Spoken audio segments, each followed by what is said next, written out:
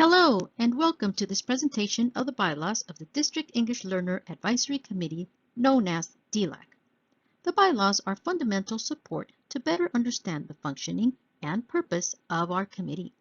We sincerely hope that this is a learning experience to more efficiently support our English learners in our schools. District English Learner Advisory Committee. It is important to remember that DELAC was created in our district as suggested by the Education Department to advise on services for students classified as English learners. Therefore, the primary purpose of the committee should be to help provide and strengthen programs that will lead to academic improvement and educational achievement for all English learners. The committee is comprised of parents, district staff, and community members. The bylaws are an important part of the committee's operation. However, it should be clarified that the most important aspect of the committee are the students. What is the purpose of the bylaws? It is important to understand that DELAC bylaws are the set of rules and principles that define the governance structure of our committee. They serve as the framework of the advisory committee for our district's English learners. Although the bylaws are not required to be public documents, they are available to DELAC representatives and parents upon request.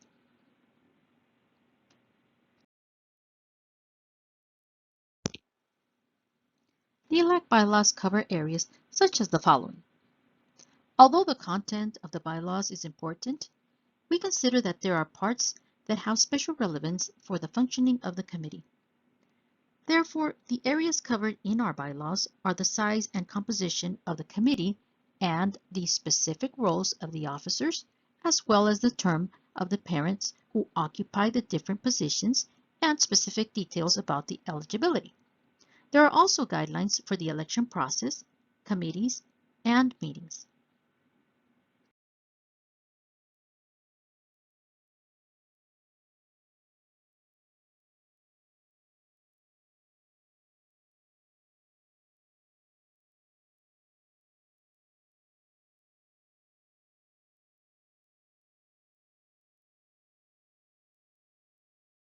DELAC bylaws content. Bylaws in general contain areas that divide their content, and our bylaws are not the exception. Therefore, the name of the committee and its purpose is the first thing clarified in the bylaws to later separate the specific areas into articles, sections, and subsections. Again, to recap, the content is divided by the name, the purpose, the articles, the sections, and the subsections. DELAC Bylaws Articles. To better understand the content of our bylaws, we must know the articles that compose it and the specific area that each one of them covers. Only through them will we know the information that helps us find what we are looking for. Our bylaws have 7 articles. As mentioned before, the first defines the name, the second, the purpose of our committee, the third covers the membership, and the fourth clarifies everything about the 5 board officials elected. The fifth clarifies the subcommittees, while the sixth explains the meetings. And finally, the amendments in the 7th. Next, I will provide a simple explanation of each of them in a simple way.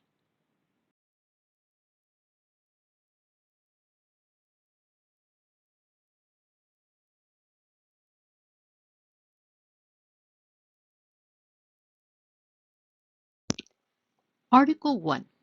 Name. Article 1 defines the name of the committee by referring to it as the District Advisory Committee for English Learners, DELAC.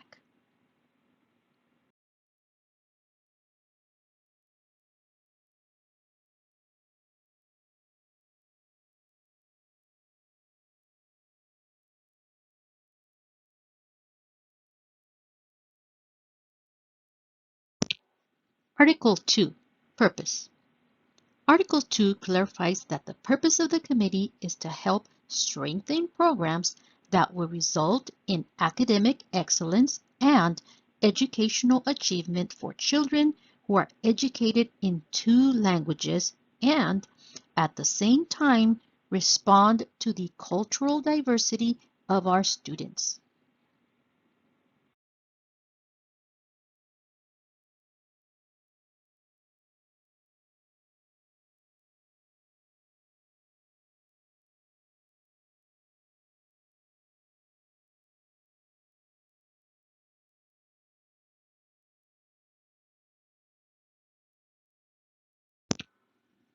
Article 3, Membership.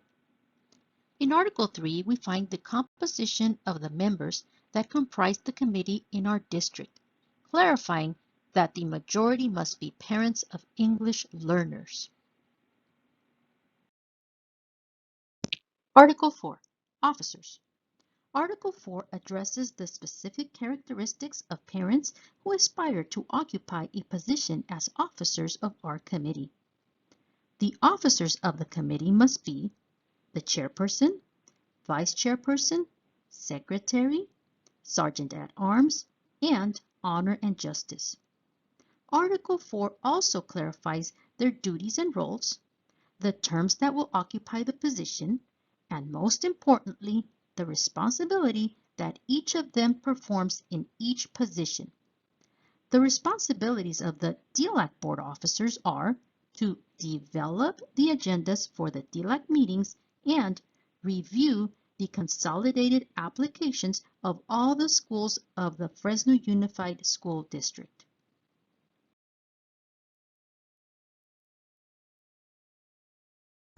Article 5, Subcommittees.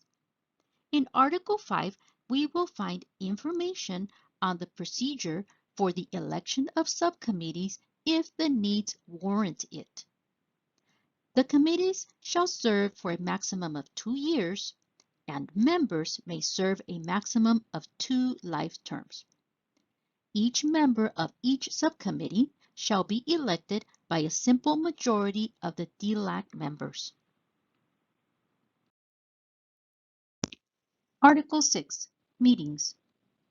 In the 6th article, we will find information on conducting and scheduling our meetings, including regular meetings, special meetings, notifications, quorum, and specifics about conducting them. The District English Learner Advisory Committee shall conduct no less than 1 regular meeting every 3 months during the school year at times, dates, and places agreed upon by a majority of the membership. Article 7, Amendments or Corrections. Considerations for amendment are included in Article 7 of the bylaws. Here, we will find the formal specifications required for the submission of proposals and the procedure for their adoption.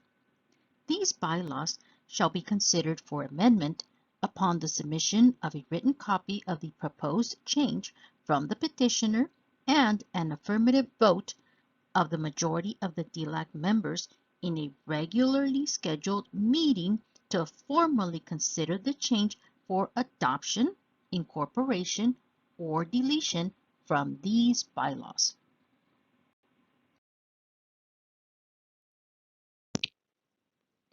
The bylaws shall be used to advise and guide DELAC. Finally, it is very important to clarify that bylaws cannot and should never conflict with district policies and applicable state or federal laws, regulations, and standards. If any provision conflicts with district policies or with state or federal requirements, that provision will be deemed invalid and unenforceable.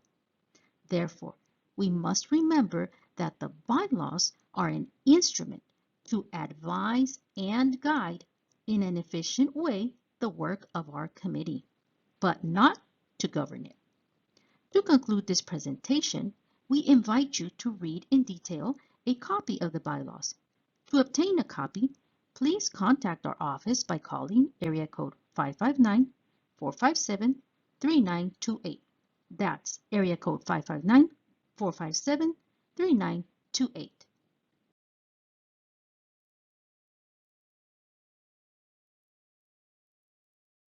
Thank you for watching. We appreciate the time you've taken to get to know our bylaws. Thank you for your continued support of our English learner students. Goodbye.